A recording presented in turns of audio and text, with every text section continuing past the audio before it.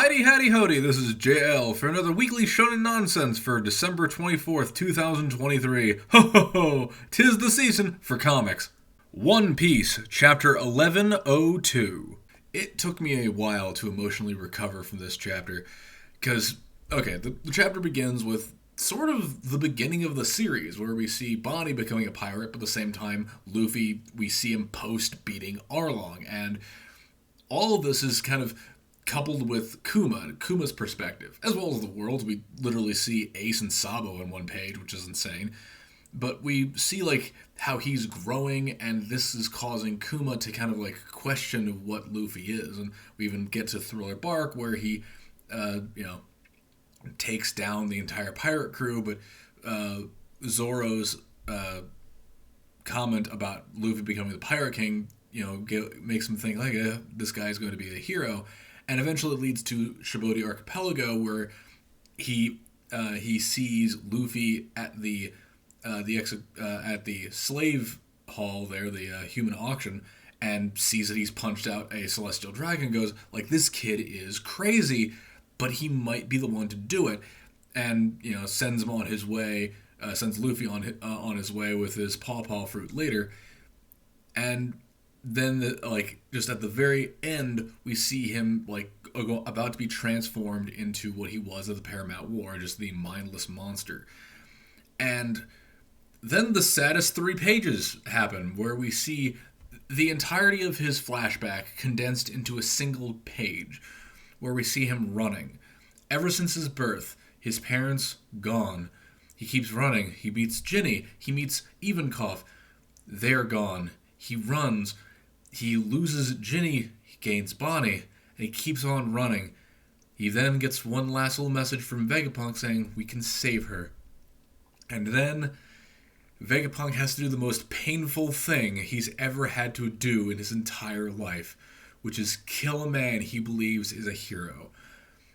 And, oh God, the last message Kuma gives out is to wish Bonnie a happy 10th birthday.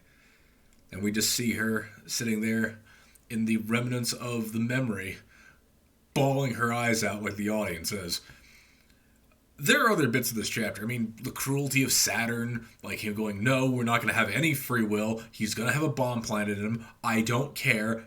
You're my, henchman, Vegapunk, not my equal. Do what I say.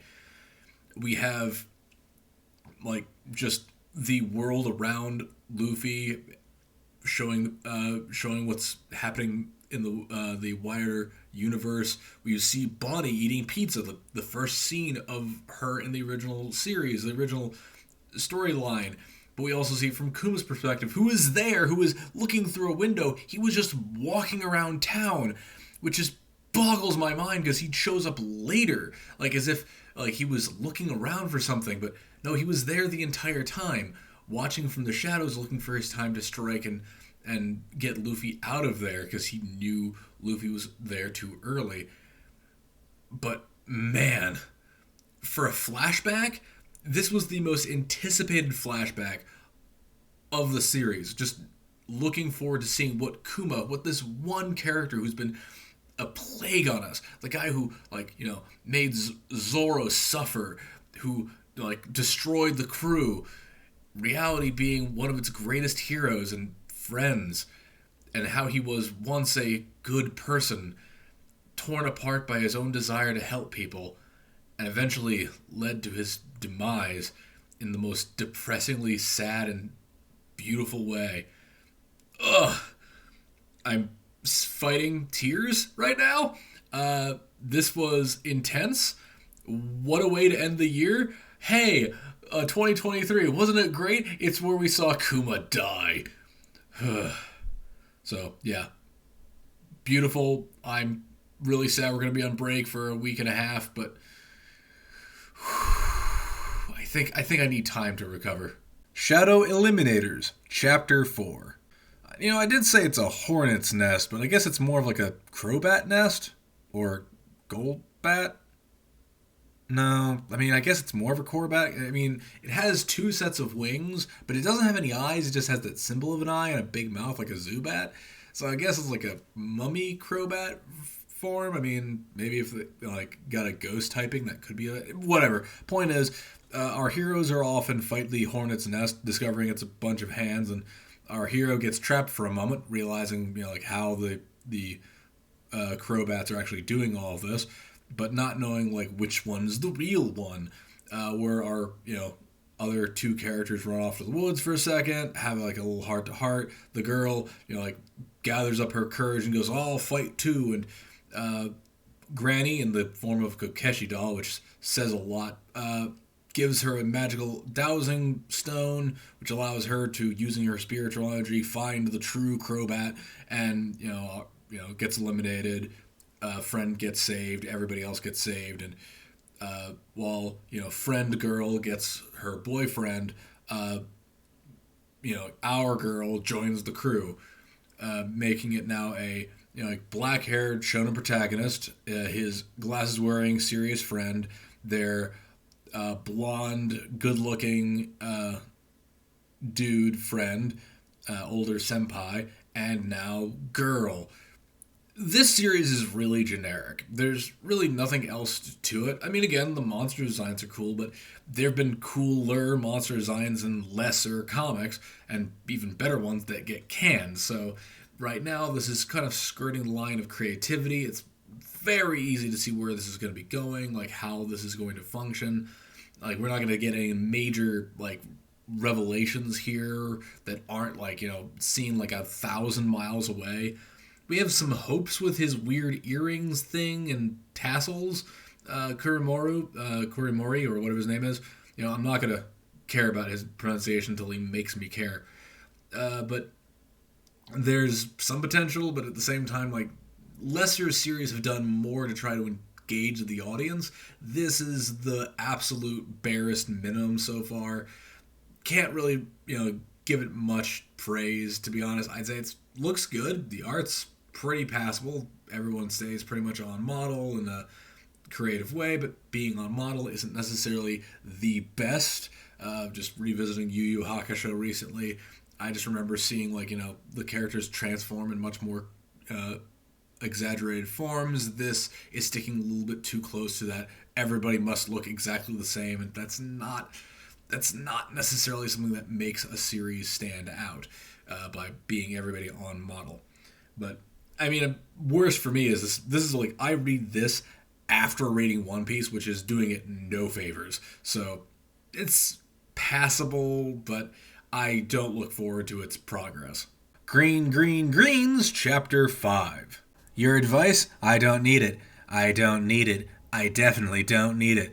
So yeah, the competition's still going on. Our boy basically is looking at a brick wall and realizing, oh god, I can't overpass this, but I'm not going to take any advice or learn anything because I want to learn on my own, like a fucking moron. And of course, he still can't beat his Vegeta rival, who is able to still outpace him using just one arm because he's too scared to break the glove that his crush gave him. Yeah, so, the competition's basically the last two swings. He's still not overcome his rival, and the girl in Nadeshiko is fed up watching this and decides, you know what, screw it. I'm going to swing this stick, I'm going to hit this ball, you can watch me, or not, and learn fucking nothing, whatever, and just does a big swing, slices the ball, and then walks away. Which basically shows that our boy's actual problem, which is what he's been doing, is he's been copying Nadeshiko, her swings. The thing is, he's not as short as she is, and the size difference is what's making his swings not hit as well and go as far. So the end of the chapter is him utilizing what he did see and ends up getting a good swing and a nice shot of a 291 yards, which is actually really impressive from what golf I do know. So, hey, there's not really a chance of him losing at this point. This was his victory point. The next chapter is going to be basically the wrap-up for this. Some, we'll be comrades or whatever moment. And then we move on to the next big event.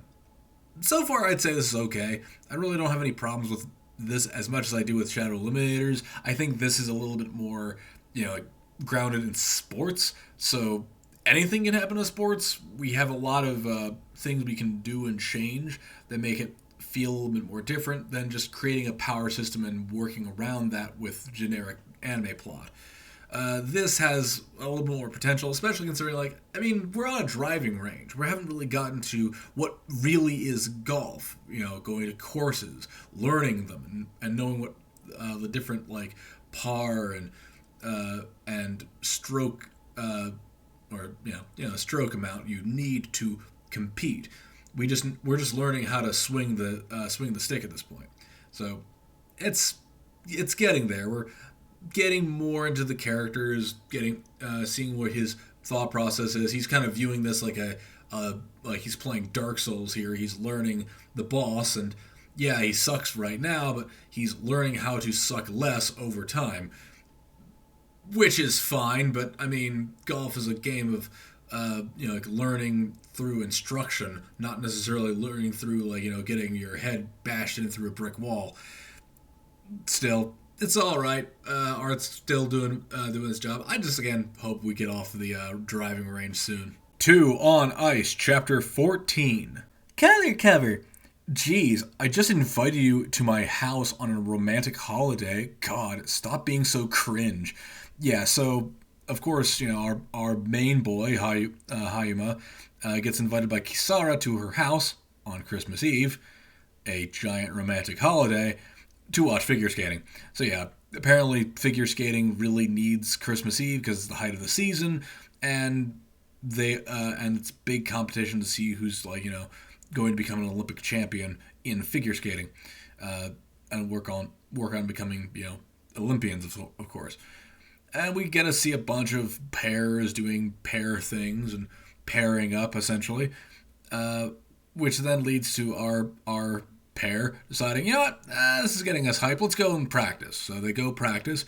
They try to do some jumping, only to reveal that our boy can't do it anymore because he has become too beefy. Sort of the trade-off of becoming a pair as opposed to a single. Single, you can, maintain your own individual weight a little lighter, so you can jump higher and land those trickier jumps and the quads. But if you are a part of a pair and you're a male, you're stuck to basically lifting and being the anchor of a younger, more nimble female. So it's sort of going for rigid gender dynamics as opposed to being more independent and free flowing yourself. So it's a little bit more understanding of the difference. The series is extremely wordy, and this is the first time I'm understanding that's why she was I'm going to be stifling you if you're really good, and I'm basically forcing you to become a pair, which is going to limit you a lot. So hey, I get it, but I also understand his perspective. Hey, I like you though, so I mean, he's not going to admit that because being into girls is cringe and all.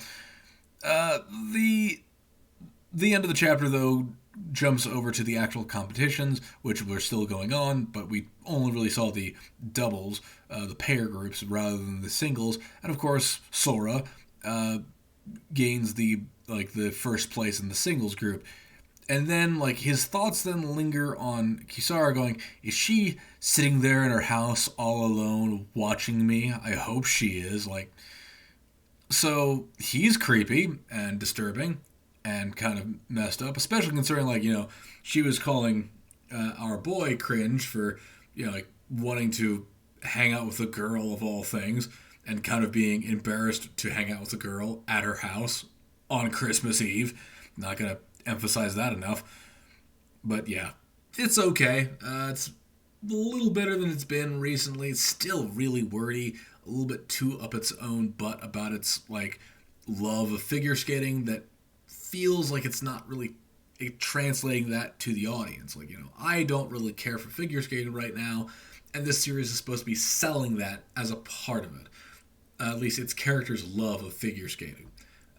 But give it more time. This could be improved upon.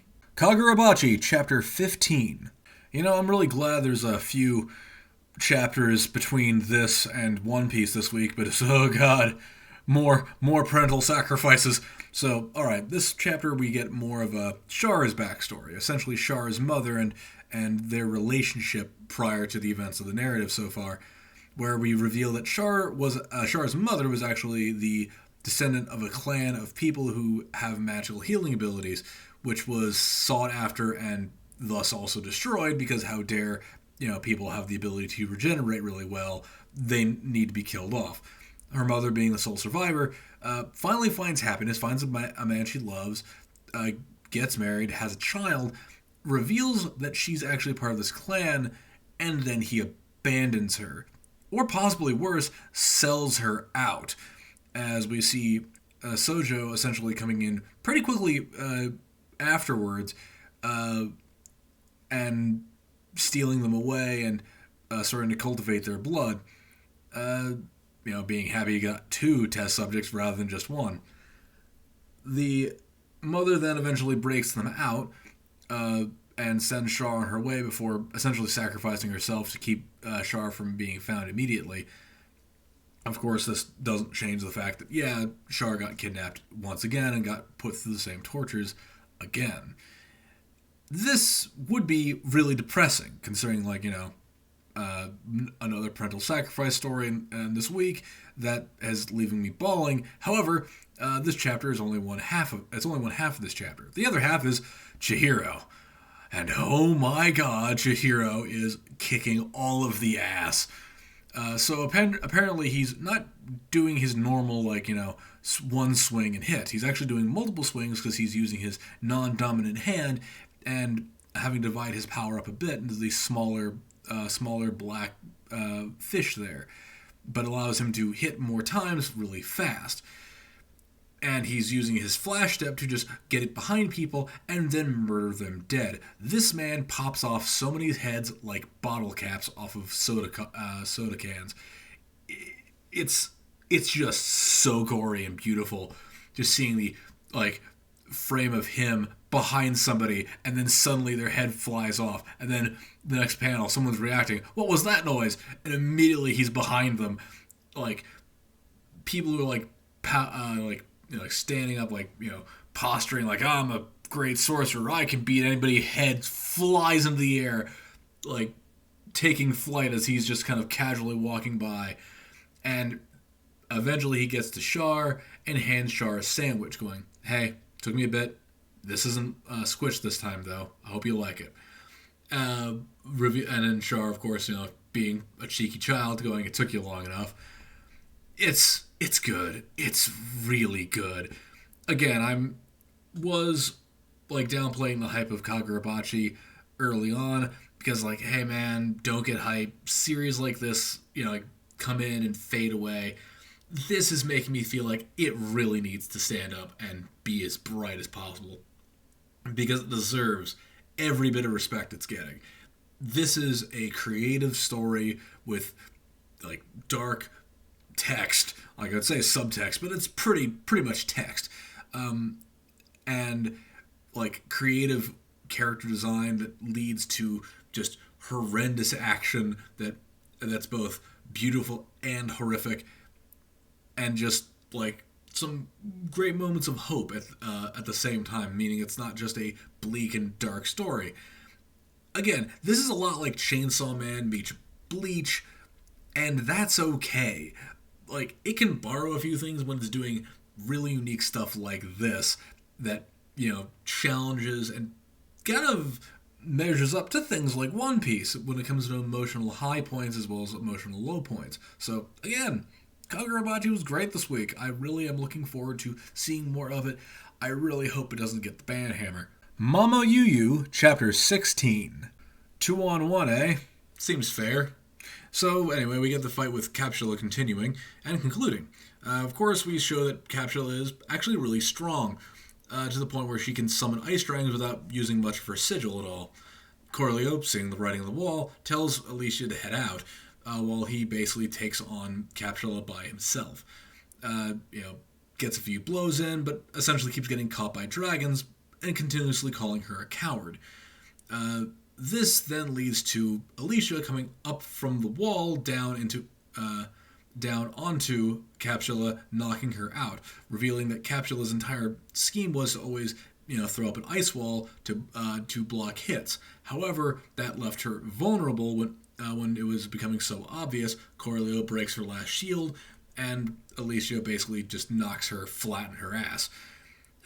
The chapter then ends with a bit of awkwardness where they start flirting and they go like, "Oh, it's cool" or whatever. I wasn't like looking into your eyes and falling in love with you or anything. Ha ha ha ha. Ends chapter. It's good. I like the series. I like the idea that there was a female character who does need help from the main male protagonist, but not necessarily like the traditional way of being the big hit, like the guy who actually does all the work. He's basically just acting as a distraction for her to implement a strategy, and he gives her the opportunity to lay down a devastating blow on essentially someone who gave her a massive amount of trauma. We get Capsula giving us a little bit of understanding why she's doing this entire thing, being used by Gracia. It's like, well, I want someone to be revived. You don't know what it's like to lose somebody. Corleo maybe doesn't really know, but I would say Alicia does. Losing a mother to your bullshit does sound like she would probably know a lot more than anybody else about losing somebody and being influenced by the idea of bringing them back. Which also means that this series might have a moment where we have a hero character get offered this and betray the others. I mean, Rawl feels like he may be that character because, hey, he might be in the opposite side of things, but he really loved his princess, so there's a chance that he might turn, at least with this commentary here. But otherwise, it's good. I do worry because this series feels very similar to Kagurabachi in the sense of it's magical powers in a magical world fighting other magical beings, though it is coupled more of that Dragon Quest hero versus demon lord aesthetic. So I worry that these series like this get canned because they're too similar to each other, and only the successful one gets to survive while the other one gets pushed off in favor of something a little more niche, which is what Two on Ice is looking like. And to be honest, I sort of want to see Two on Ice go out because it's not that good in comparison, but I mean, I don't know. Someone's liking it somewhere, and that could be the issue. But I'm speculating too much. More of the chapter. Great stuff. Mama Yu continues to be fairly good. Martial Master Asumi, Chapter 27. Now's the time to fight the Bruce Lee wannabe. So we're in the middle of the fight between Now and Ayako. Of course, Ayako is doing pretty well for herself using her Jeet Kune Do, posing like our boy Bruce Lee, and, throwing out a whole bunch of punches, which Now really can't do much against. In fact, hitting the mat a few times herself while struggling to stay up. However, that's just round one. Round two comes in, and Now is fully ready to show off what she can do. Because she did learn a little bit of Jeet Kune Do from Master Asumi, Nito's grandfather, and discovers a way of dealing with the overwhelming punching that is Jeet Kune Do by throwing her own overwhelming punch, with her shoulder being the pivot point, her left shoulder for her right punch, which then leads her to cause Ayako to be off balance, throwing a high kick to truly capitalize on that, and then grappling her into a German suplex to really pound home the damage.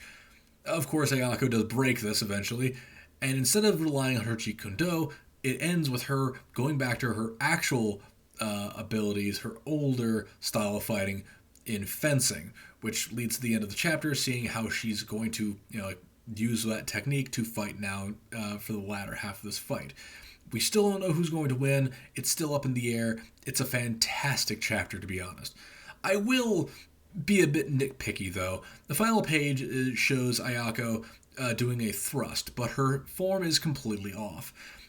Now, in fencing, what you're actually supposed to do is minimize the amount of upper body that you show your opponent, because points for fencing come from body blows, specifically the 4 sectors, the 2 pectorals and 2 points in the abdominals. Sort of like imagine a cross across your entire chest, and each quadrant off that cross is a place where you can gain a point. Now, what she's doing right here with Ayako is that she's facing forward while doing the lunge, and of course her entire front is exposed, meaning that she's pretty much presenting to her opponent to take a shot at her stomach or chest, which would lead to them getting a point.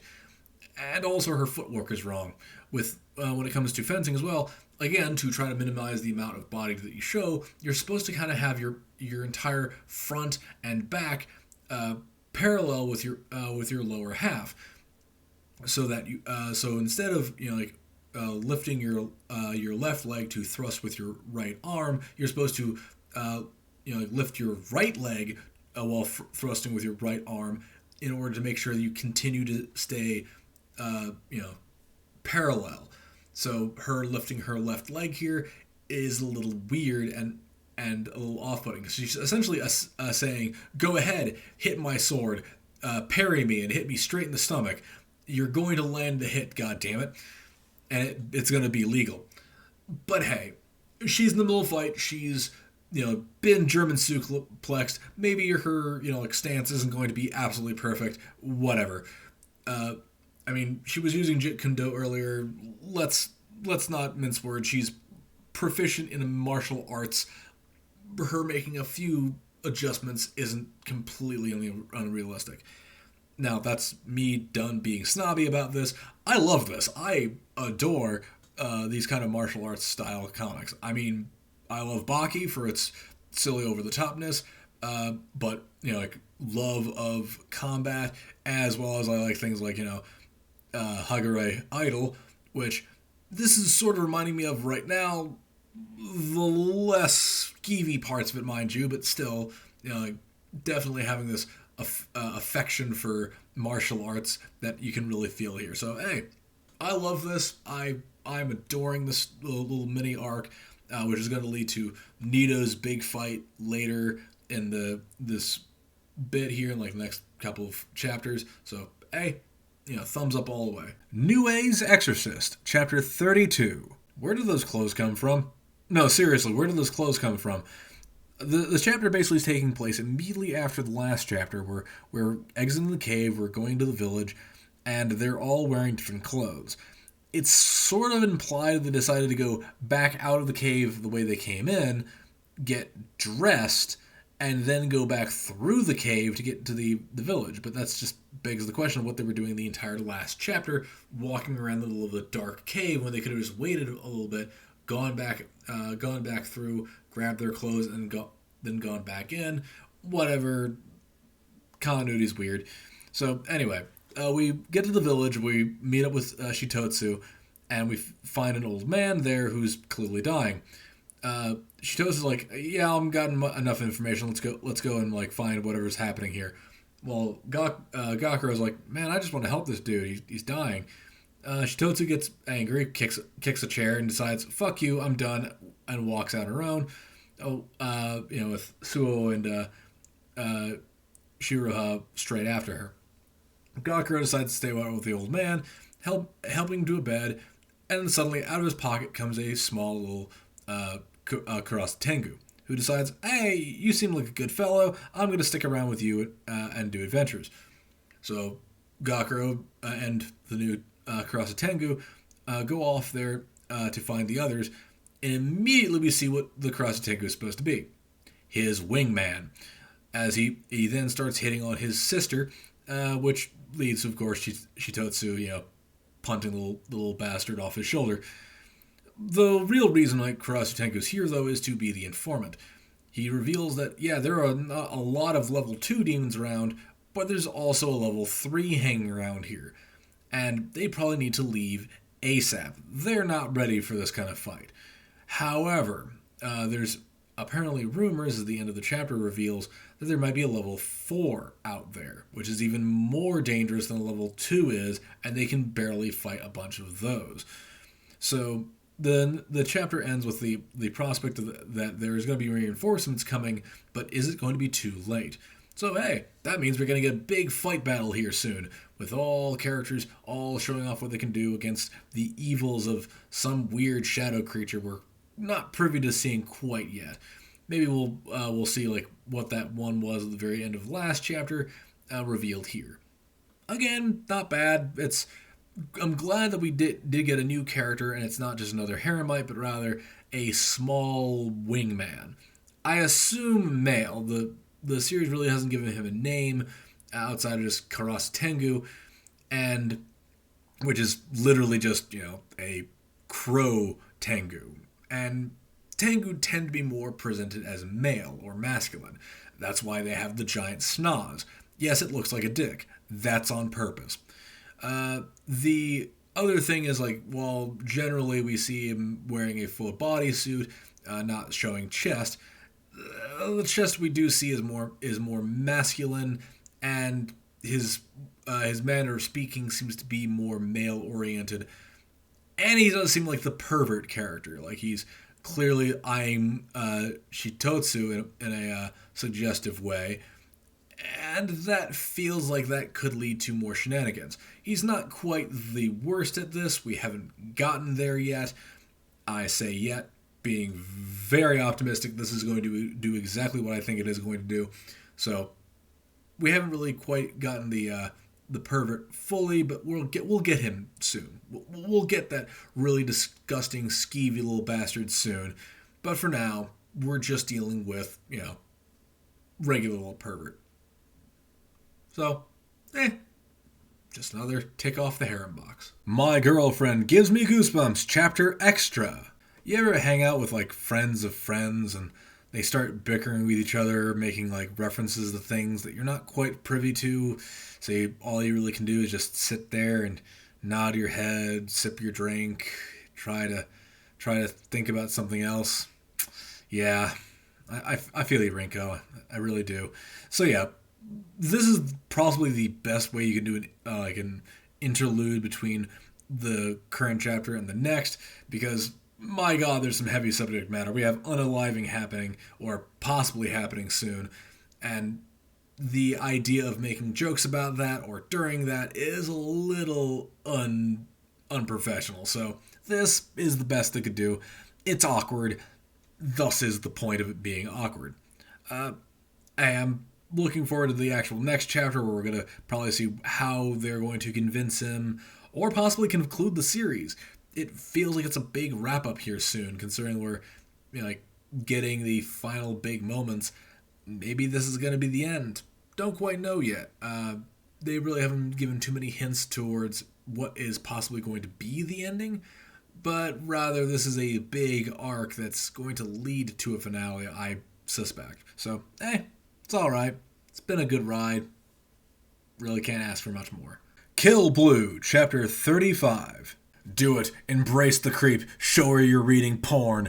So, yeah, the chapter begins with Ogami trying to figure out ways of getting Norin to stop thinking of him as a romantic interest.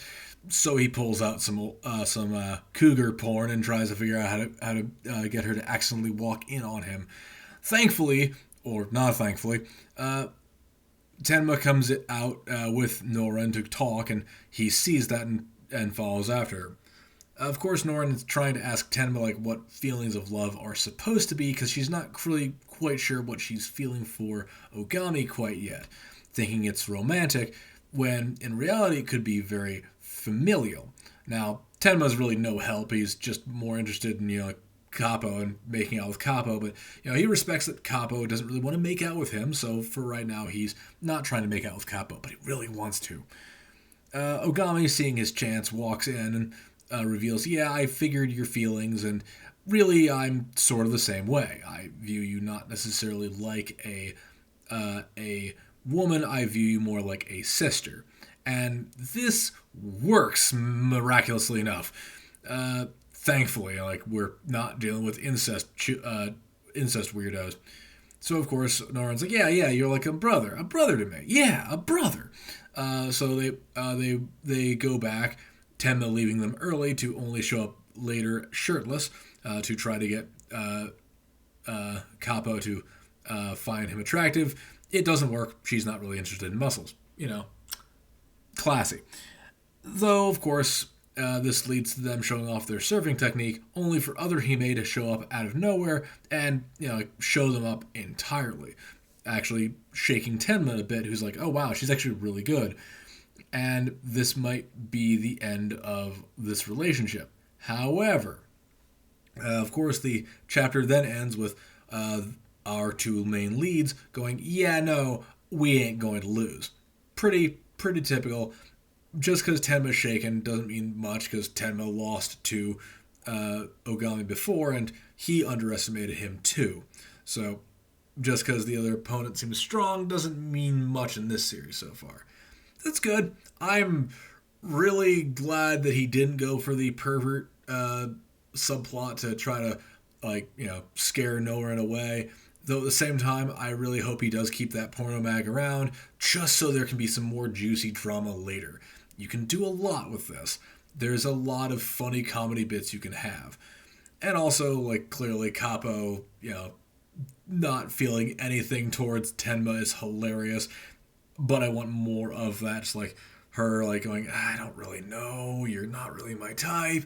And him trying desperately to at least get her to see him. So fun stuff.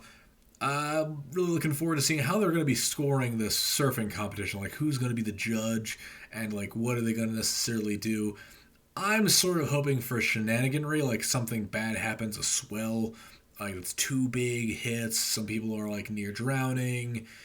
I mean, if I'm really pie in the sky bullshitting this, they end up wash ashore on an unknown beach and having to stay there for a while, only to reveal maybe it's they're thought they're on a private island, and in reality they're just on the other side of the beach and don't really know how to realize that yet.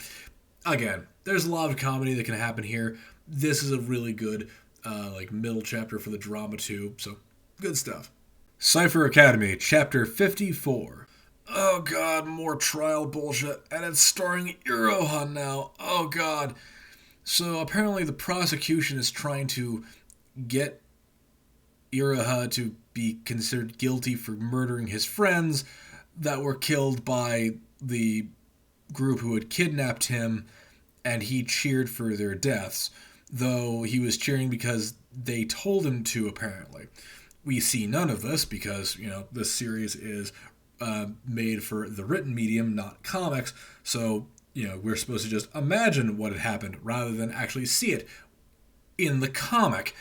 And apparently, during the same exact time, Iroha's father, after apparently Iroha got saved and brought back, decided to make a parody of the situation, mocking his own son in written form, which is bizarre and completely unbelievable. Why your father would, just because he doesn't believe in male cheerleading, decide, yeah, so I'm going to, completely eviscerate you on the public stage for surviving a POW camp. Now, granted, I know there have been signs of family members doing terrible things. I mean, this is Japan, of course. They've done terrible things to people who survived horrific tragedies. Hi, Barefoot Gen. But this is just a little bit too silly. A little bit too dumb in its own ways. Speaking of dumb, I just kind of made a note to myself that apparently this is a movie night because, we've had this weird gallery of people watching. It was just 3 people at first, but now we pull back, we see even more people sitting around watching these idiots do this fake trial, which blows my goddamn mind. What are you people doing? You're in a school, do homework, or do something else. Why are you all hanging out in this really long classroom watching your friends being essentially tortured with puzzles? So, of course, the trial ends with N, of all people, not deciding to reveal crucial information that might save Iroha, but rather deciding, no, you don't understand. He's totally innocent, and if he's not innocent and you prove him guilty, I'll die along with him. And this then gets the emotional AI to go, oh, that's cute. You die with him. That makes you a great couple. And then Iroha goes and hugs N and says, like, oh, I love you. We'll be together in this weird marriage proposal thing. I'm like, what the fuck are you talking about? That was like completely out of left field. And like, is this like going to be the supposed end couple for this? Is N and Iroha really those two? Whatever. The chapter ends with the reveal of the final round table, where all 13 of the members who survived the first few rounds are now at the final, or the second to final floor, the penultimate floor, and deciding who's going to, descend down further to the 500th, which then opens up a giant plot hole of like, wait a minute, the final stage basically says only 2 people can enter the final puzzle stage, and we're going to be deciding who those 2 are through a game here, but someone who had to have reached this floor first, so why didn't they just go forward through and like go to the next stage? Why did they wait for the other 13 to come in so they can do this stupid game? Okay, I'm giving myself too much credit in trying to figure this shit out, plot holing this, when I really should be just more happy that we're reaching the end of this stupid arc, and possibly the end of the series with how this weird proposal thing kind of went for this latter half. I'm still calling this series bad, and this is no exception to this. It's not good. It's really, really stupid writing, and just not, just, ugh. That's all I can say. Akane Banashi, chapter 92. We begin this chapter with the end of the meeting with Taizen. Taizen not really saying much, and leaving Akane and the rest of them kind of quiet, though the meeting goes well according to Chocho. This then leads to like Akane just trying to build up her confidence in taking on Taizen and getting him to get her recommendation. Asa goes like, dude, this is my event. Focus on making me look good, so I can make Futsatsume. This then leads to Chocho going, okay, pulls Akane and Karashi aside and decides to teach them something for the event. Teaching Akane specifically Tanuki dice, a story involving a Tanuki who happily helping a human who saved him by turning into a pair of dice, which reminds me a lot of Part 4 of JoJo's Bizarre Adventure and Earth, Wind, and Fire, but, suffice it, moving back to the story, Akane, throws her all into this, as she always does, and presents herself to Chocho with a story, who then goes, you're not quite like me, because you're holding back, aren't you? Akane being shocked by this. However, we cut away from that back to Tyson and Old Master Afro, whose name I forget, but I'm calling him Old Master Afro because this dude is a jerk. Apparently, he's just not wanting to promote any of Shiguma's apprentices because how dare he try to get somebody to be promoted when he doesn't have ever a single Shinichi himself, which feels a bit backwards. You're going to stop a guy from gaining a Shinichi because he hasn't made a Shinichi before. Whatever. Either way, the point is Taizen's basically given a directive, don't promote anybody from that school. This is an order from your master. Which means there's going to be some amazing drama coming forward, because clearly, Taizen's going to be like an independent voice in himself. He's going to do something because of Akane's performance that's going to be showing up soon. Like, he's going to be wowed by her. We're going to see this the show and showing her 100%, or at least the best she can do, because she's being pointed out she's not doing the best she can now. And this big event involving Asa is going to explode, and we're going to see a different perspective here, and possibly see Taizen going against his master's wishes. And being the good guy he actually is. He is intimidating, of course, but he's shown that he's not a bad person, just quiet. So, hey, I love the drama. It's fun to see like this interpersonal dialogue between characters, and no big superpowers, no big punch fighting, but well crafted story with deep and enriched characters that are 3-dimensional rather than just 2-dimensional flat weirdos like some other things. So hey, good stuff. Really digging this. Blue Box, chapter 131. Color cover. So yeah, this chapter's really good. Being split between two main focuses, Chinatsu versus Yumiko, or really AMA versus Saisho in a basketball match.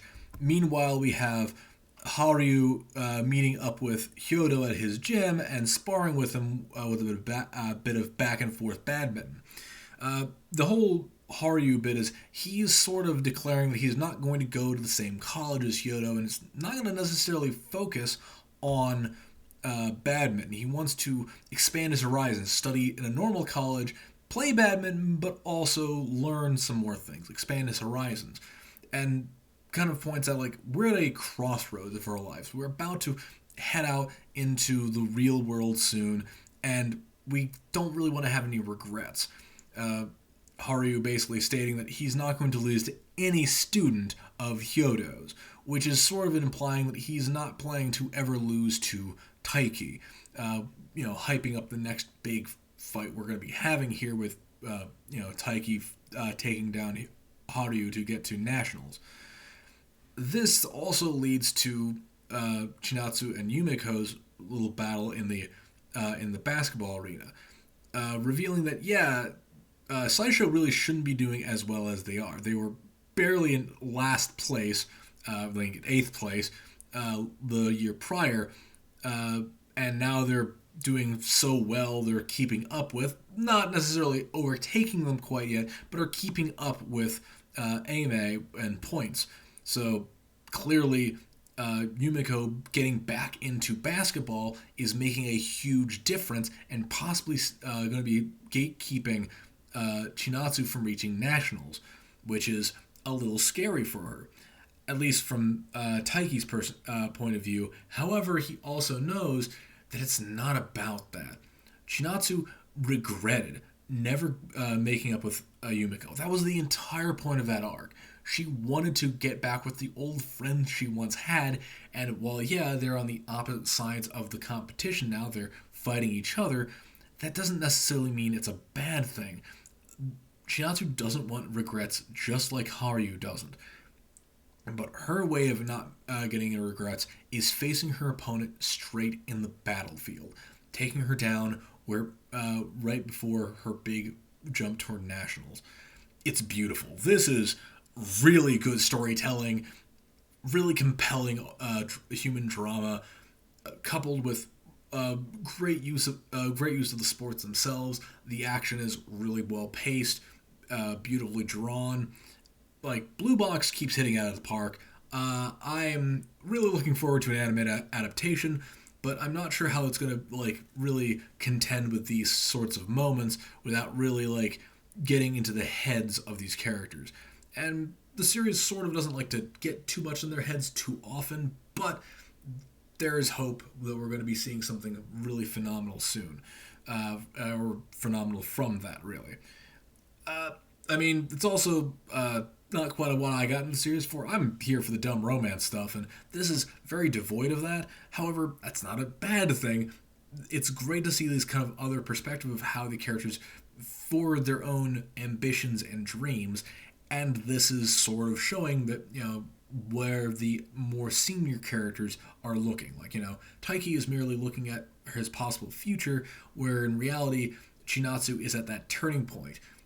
She could be doing anything from here, and she doesn't want to have any regrets moving forward. So, again, good stuff. I really dig the series. I recommend it to anybody who's listening to this, if they do exist. But yeah, good stuff. Witch Watch, Chapter 138. It's time to go back to school. So yeah, this chapter starts with Morihito trying to teach a young Nico how to brush her teeth, only to fail horrifically. This then leads to, of course, them all going back to school, which is quite surprising. We haven't seen some of these characters in about a year, including Nico's personal friends, as well as the president. The president's back, and still doing his same gimmick. We basically tell the president about like what's happened with Nico, about gathering the butterflies and so on, and of course, the president's still trying to get Morihito to walk in his footsteps. And this chapter, we kind of see what that would be like, as apparently somebody has Synclone, the ability or spell that allows people to match up their movements to be exact. Which unfortunately means that Morihito got struck by this, and he's now mimicking everything the president does, including his dumb holding his hat gimmick. There is a bit of a threat of peeing in public before our heroes try to find the president and stop him from urinating. They confront him, only to find he doesn't know what they're talking about. He didn't cast any spells. In fact, it was the evil vice president who totally did this for legitimately good reasons to teach the president something. But the butterfly gets released and goes back to Nico. And thinking about it, Nico learns the spell again, and Morihito uses it to teach her how to brush her teeth. Cute. It's a good chapter. It was very funny. Like, the comedy bits were grand in this one. I'm not going to ruin some of the jokes, especially with the other characters who aren't Morihito, who show up in the chapter. Good stuff all around. This young Nico arc is fairly good. I'm really surprised that like we're kind of embracing this baby Nico character rather than like getting her back automatically or really quickly, or ending the series on like her like becoming an adult immediately. Though this is a stopgap for the actual thing, which is her confessing to Morihito about their love and like them getting together, or fighting a big bad who gets in the way of that. It's fun stuff. Funny. Recommend. Good chapter. Sakamoto Days, chapter 149. Things are getting crazy. So yeah, we start the chapter with Shin and the others who have been captured by the security, learning that Sakamoto is being Sakamoto. Happy to know this knowledge, Shin's trying to think of a plan while suddenly everyone's yelling at him to try to pay attention to their mind reading. Except for some reason, Shin's not able to read minds. Curious, however, we're not allowed to really linger on that as we jump over to the actual target, the JA president, who's getting listless and wanting to leave. Yes, if they open the doors, there's going to be chaos, but it's not his problem. He just wants to go. He's like the Lord of Assassins, so why does he give a shit about like normies? However, one of Slur's inside men tries to keep him in place, along with Nagumo, of all people. Nagumo deciding, I'm going to use this to lure out Slur's guys, and lucky for him, Slur's guys come straight for them. Gaku and the others burst into the building and start murdering everybody around them, including all the security guards that were holding Shin and Co. hostage. But before they can move any further, Nagumo comes in and confronts Gaku, which is going to be leading to a Gaku versus Nagumo fight next chapter. So, great stuff. It continues to be just silly explosions mixed in with some small little moments of drama and murder. I mean, Gaku dispatching those guys just like with like literally like 2 swings and like a 1-inch punch to the back of the head, which just causes it to explode. And as well the intro where they jump from a helicopter, blow up the helicopter, and then use the helicopter parts to barrel into the building. Just beautifully done. Seriously though, while other series like Kagurabachi are really keeping up the gore and making some amazing shots with blood and viscera, you just don't quite have the chutzpah to beat Sakamoto Days. Undead Unluck, chapter 189. Color cover. So yeah, we get more about the character of Julia, totally the reincarnation of Zeus. Uh, and of course, we get to see her back at school. We get a big old academy story arc. And this time, instead of Fuko, we just got Chikara, Gina, and Sean entering in because Fuko had her time. She's not getting any more of these. This then leads us to learn more about Julia and her constant dreams of Zeus. Her trying to figure out what this character in her mind was, like who this really cool lady with the sword is. This doesn't, stop her from doing other things, like apparently dealing with a whole lot of suitors who keep giving her love letters. She then goes and politely lines them up and rejects every single one of them. Sean tries his best to come in and sweep her off her feet without doing that, only to discover that no, she reads every single letter and she doesn't recognize Sean at all. Sean ducks out in embarrassment, because of course he would. This then leads to them jumping away and Julia hanging out with her academy friend, learning sword fighting and kind of trying to figure out who this Zeus character in her dreams is supposed to be. However, just as she's contemplating this in the middle of the woods, for some reason, in secret, Gold appears, the Yuma Gold, and demands to know where Zeus is, because Gold's also looking for Zeus. Her friend gets hypnotized by Gold, but doesn't quite reveal where Zeus is, or what Zeus is, or who knows Zeus. But Julia, not being affected, stands up to Gold and tells him, "I know where Zeus is, but you gotta fight me to figure that out."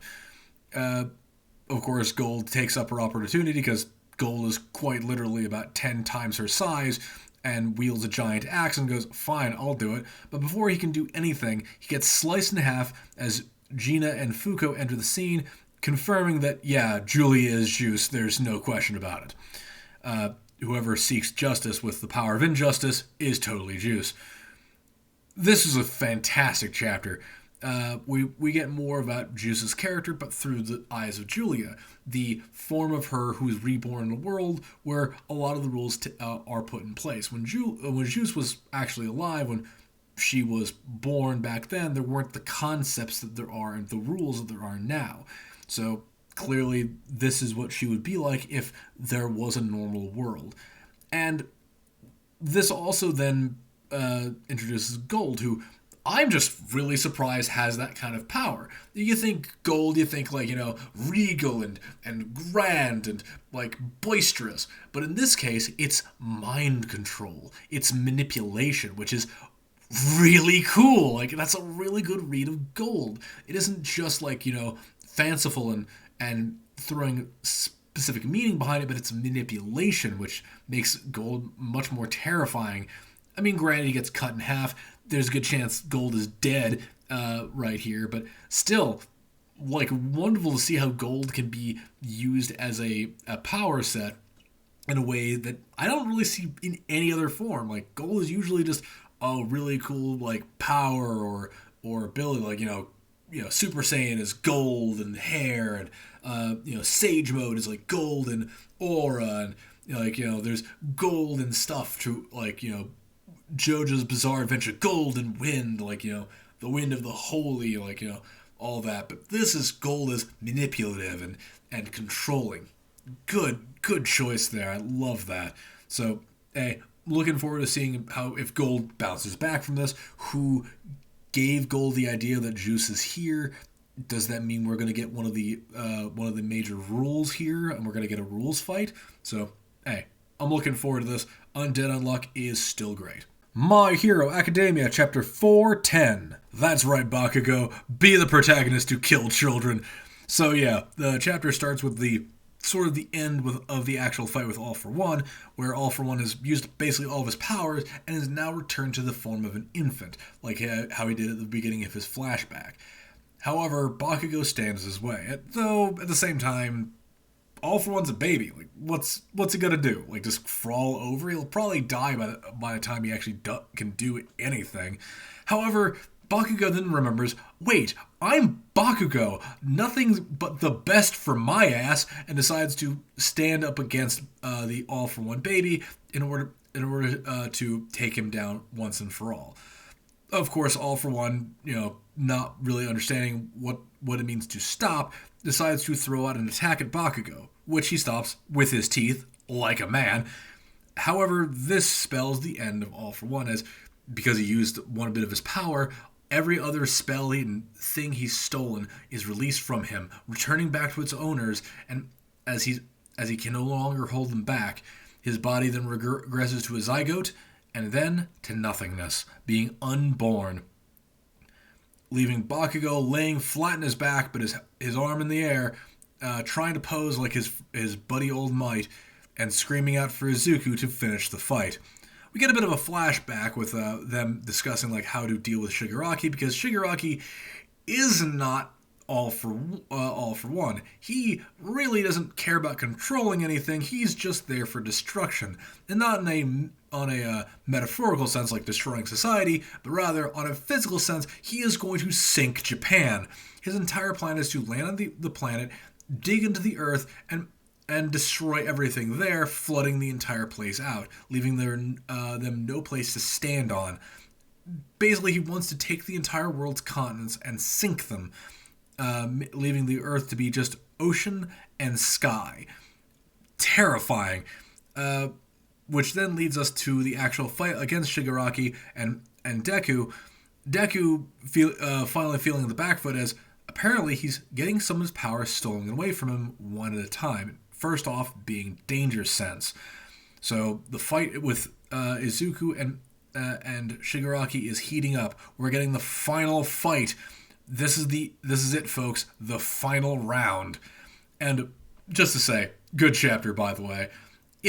It's ridiculous that I can say that there's a comic out there involving an evil baby being destroyed after having hit the spike out of his mouth crushed by a 17-year-old, or 15-year-old.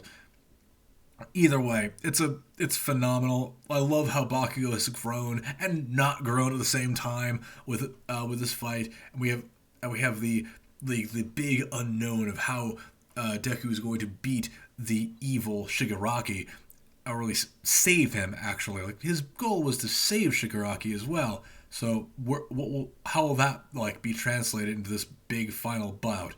So hey, I enjoy it. My Hero Academia is really peak right here. And that's going to do it for this week. And year! This was the final bit of Shonen Jump before the new year begins on January 5th. It's been a great run this year. I'm really looking forward to kind of covering what's going to be happening. Next week is going to be a break week, sort of, though I might discuss something about what's going on later.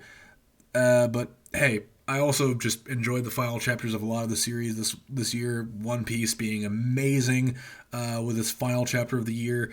Of course, Kagurabachi was really good, and a lot of the latter half was pretty good. Kanabanashi, Blue Box. So I'm looking forward to what 2024 has in store for Shonen Jump. What series is going to be coming out that break the mold and reach the full year mark versus what's going to be canned pretty early on. Gonna go over a lot of the rest of this later, but so just gonna kind of end this here. So favorite, comment, subscribe, do all the YouTube things, because it's Christmas Eve. Santa's coming over. He's gonna look at your subscriber count and say, hey, you don't have that Potterman JL dude. What is going on there? Bye.